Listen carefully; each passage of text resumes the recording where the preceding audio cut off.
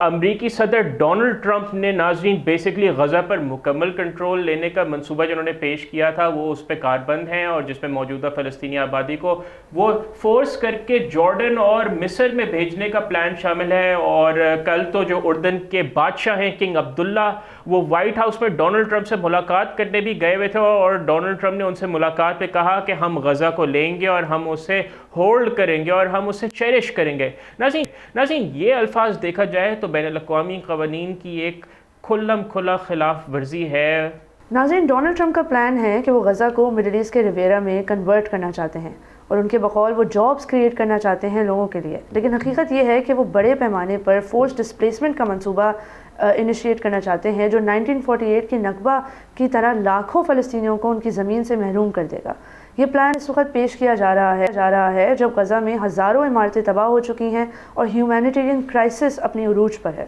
ناظرین امریکی صدر ڈونلڈ ٹرمپ کے اس منصوبے کی جو اردن کے جو بادشاہ ہیں کنگ عبداللہ، انہوں نے سختی سے مخالفت کی، اور انہوں نے کہا کہ اس معاملے پر عرب دنیا کا یک نکاتی ایک ہی پوزیشن ہے کہ فلسطینیوں کو اپنی جگہ سے نہیں ہٹایا جا سکتا۔ اردن پہلے ہی 11 ملین کی آبادی میں 20 لاکھ سے زائد فلسطینی ریفیوجیز کی میزبانی کر رہا ہے۔ ڈونلڈ ٹرمپ نے دباؤ ڈالنے کے لیے مزید کہا کہ ہمارے پاس اردن میں زمین کا ایک پارسل ہے اور مصر میں ایک پارسل ہوگا، اور اس سے انہوں نے یہ تاثر دینے کی کوشش کی جیسے وہ دوسرے ممالک کی خود مختاری اور اس کی زمین کو اپنی مرضی سے تقسیم کر سکتے ہیں۔ بالکل، اور ٹرمپ کی کوششوں کے پیچھے ایک بڑا اقتصادی پریشر بھی ہے۔ ان کی ایڈمنسٹریشن نے اردن میں $1.45 بلین کی سالانہ ایڈ کو فریز کر کے رکھا ہوا ہے، جبکہ اسرائیل اور مصر کو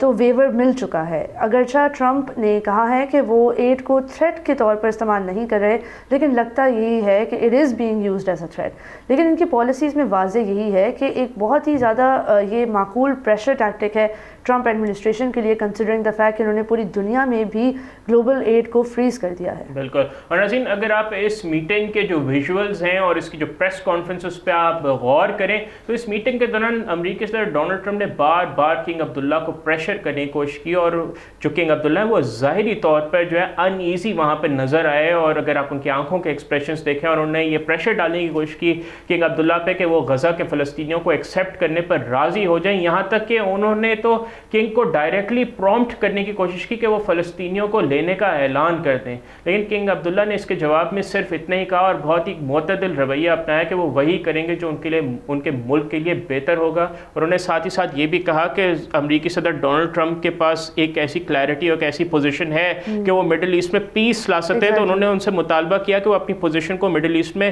دیر پا امن قائم کرنے کے لیے یوز کریں۔ ایکچولی کنگ عبداللہ نے بہت ہی زیادہ میچورٹی کا مظاہرہ کیا ہے، ڈسپائٹ دا فیکٹ کہ ڈونلڈ ٹرمپ کے جو اعلانات تھے وہ کسی کو بھی بہت زیادہ غصہ دلا سکتے ہیں۔ کنگ عبداللہ نے یہ بھی اعلان کیا کہ وہ غزہ کے 2000 بیمار بچوں کو میڈیکل ٹریٹمنٹ کے لیے قبول کریں گے، جس پر ٹرمپ نے ان کی تعریف بھی کی، لیکن کنگ نے واضح کر دیا ہے کہ وہ عرب لیڈرز کے ساتھ مل کر ہی ایک کاؤنٹر پروپوزل پیش کریں گے۔ یمن صفدی جو جارڈن کے فارن منسٹر بھی ہیں، انہوں نے کہا ہے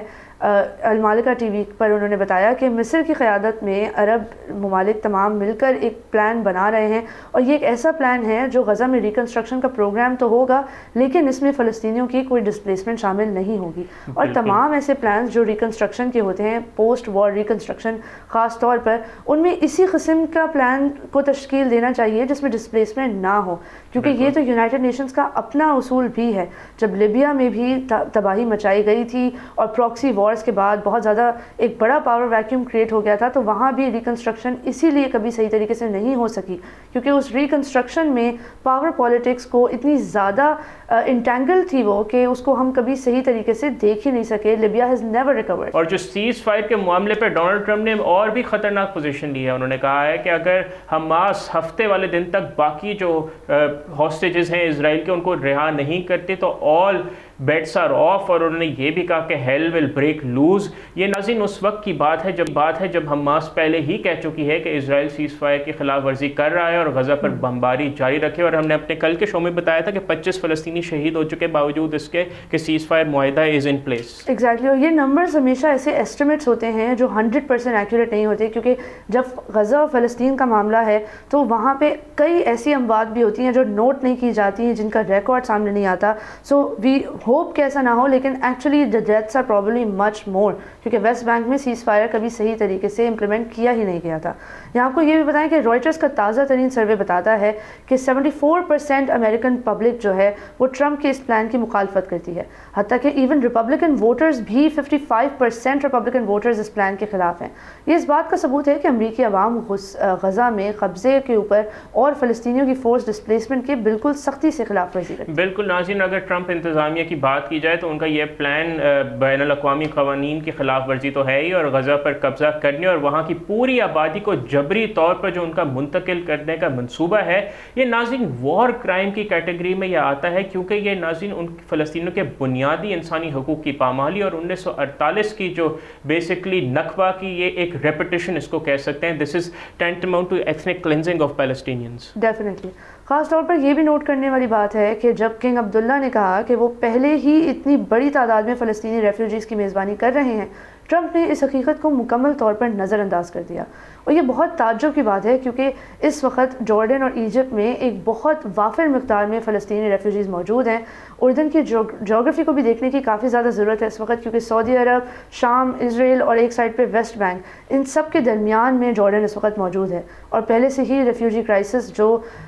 چل رہا ہے اس کو کافی حد تک جارڈن نے ڈیل کیا ہے، کافی حد تک فلسطینیوں کو وہاں ریسیٹل کرنے کا موقع بھی دیا ہے، اور اس وقت بھی جو فلسطینی ڈائسپورا کمیونٹی ہے وہ کافی حد تک جارڈن اور ایجپٹ اور ان تمام ممالک کی شکر گزار ہے، کیونکہ انہوں نے ان کے لیے دروازے تب کھولے جب اسرائیل اور امریکہ مل کر اور بڑے کھلے دل کے ساتھ۔ ایون تو ناظرین اگر آپ کو پتہ چلیں، جو کنگ عبداللہ کے جو والد تھے، جب انہوں نے اسرائیل کے ساتھ تعلقات کو نارملائز کیا تو جو ان کے والد کی اسیسینیشن کی تھی وہ بھی ایک فلسطینی جنگجو نے ہی ان پہ گولیاں چلائی تھی 3 دفعہ۔ تو جارڈن اس کے باوجود بڑے کھلے دل کے ساتھ یہاں پہ اپنی ذمہ داری ادا کر رہا ہے۔ اور ناظرین ڈونلڈ ٹرمپ کی اگر بات کی جائے تو ان کے اس منصوبے کی ٹائمنگ بھی بہت اہم ہے۔ یہ اس وقت آیا ہے جب غزہ میں انسانی بحران اپنے عروج پر ہے، ہسپتال تباہ ہو چکے ہیں، کھانے اور امدادی سامان کی سپلائی مکمل طور پر بند ہے، اور لوگوں کے پاس بیسک ضروریات زندگی ابھی تک نہیں ہے، اور اس میں ریویرا کی بات کرنا فلسطینیوں کی تکلیف کا مذاق اڑانے کے ہی مترادف ہے۔ اور ناظرین، سینیٹرز جو ہیں ان کی بھی ایک بائی پارٹیزن میٹنگ ہوئی ہے کنگ عبداللہ سے۔ ڈیموکریٹک میجورٹی لیڈر جان تھیون نے بھی کہا ہے کہ یہ بہت ہی ایک اہم منصوبہ ہے اور بہت خطرناک منصوبہ ہے، اس کے نتائج سے آگاہ کیا ہے انہوں نے۔ یہ ملاقاتیں اہم ہیں کیونکہ امریکی کانگریس اس وقت 8 پیکجز پر کنٹرول رکھتی ہے، اور ان کے پاس یہ فیصلہ کرنے کی صلاحیت ہے کہ کیا وہ کسی نہ کسی طرح ڈونلڈ ٹرمپ کے اس پلان کو روک سکیں گے یا نہیں۔ بالکل ناظرین، اس ملاقات میں crown prince of Jordan prince Hussein اور سیکرٹری آف اسٹیٹ جو کہ ڈونلڈ ٹرمپ کے بڑے قریبی مارکو روبیو کی موجودگی بھی بہت اہم تھی۔ کنگ عبداللہ نے ان کے سامنے واضح کیا ہے کہ اس طرح کے پلانز نہ صرف غیر قانونی ہیں بلکہ پورے خطے میں دیر پا عدم استحکام پیدا کریں گے۔ اور ناظرین، یہاں پہ یہ بات ہم پہلے بھی دیکھ چکے ہیں کہ جو زبردستی کسی کو اپنی زمین سے نکالا جاتا ہے تو اس کے جو ڈرا بیکس ہیں وہ دہائیوں تک چلنے والے جو کانفلکٹس اور جو تنازعات ہیں ان کو جنم دیتی ہے۔ بالکل، اور ٹرمپ کے آئیڈیا کو ریجنل پرسپیکٹو سے بھی دیکھنا بہت زیادہ ضروری ہے، کیونکہ غزہ کے ٹیک اوور کرنے کا مطلب ہے کہ صرف زمین پر قبضہ نہیں ہے بلکہ یہ پورے ریجن کی سیکیورٹی کے لیے ایک بہت بڑا خطرہ ہے۔ اس سے نہ صرف پوری فلسطینی آبادی کی نقل مکانی ہوگی بلکہ یہ مستقبل میں مزید تنازعات کا باعث بھی بن سکتا ہے۔ ناظرین، آخر میں یہ بات کرنا بہت ضروری ہے کہ اس طرح کے غیر قانونی اور غیر اخلاقی منصوبہ جات کو بین الاقوامی برادری مسترد کرتی ہے، اسپیشلی جو اس دفعہ تو مغربی ممالک سے بھی کچھ بہتر رویہ اس میں ہے، لیکن جو عرب دنیا کا اس وقت بڑا ایک اسٹرانگ ریئیکشن آیا ہے وہ ایک بہت نوٹیبل چیز ہے اور اس کی تعریف کی جانی چاہیے۔ اور ناظرین، فلسطینیوں کو ان کی زمین سے نکالنے کے بجائے ضرورت اس بات کی ہے کہ غزہ میں جاری جنگی جرائم اور جو ایک انسانی المیہ ہے اس کو روکا جائے، جو